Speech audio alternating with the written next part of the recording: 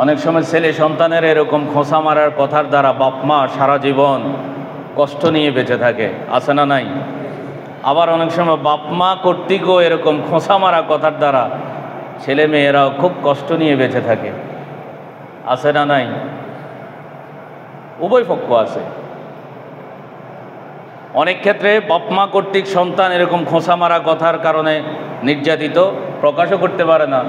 বাপ মা এমন একটা স্পর্শকাতর বিষয়, কাউকে বলতেও পারে না, কারণ বললে কবে হ্যাঁ বাপ মা বিরোধী। আবার বাপ মা কর্তৃক সন্তান এরকম হয়, আবার সন্তান কর্তৃকও বাপ মা এরকম হয়। উভয়টা দেশের মধ্যে বিদ্যমান। আমরা দেখি তো, মানুষের সাথে তো চলাফেরা করি, বিভিন্ন মানুষ আসে আমাদের কাছে বিভিন্ন রকম কমপ্লেন করে। এই কারণে উভয়কেই ইসলামের পথে থাকতে হবে, রাসূল সাল্লাল্লাহু আলাইহি ইসলামের আদর্শ মানতে হবে। যেই আদর্শটা আমরা নামাজে ফলো করি, নামাজে যেভাবে আমরা থাকি, এভাবে আমরা যদি বাস্তব জীবনটা যদি এভাবে কাটাইতে পারি, দেখবেন আপনার পরিবার, সমাজ জীবন বলেন, ব্যক্তি জীবন বলেন, সবটাই বেহেশতের টুকরা হয়ে যাবে।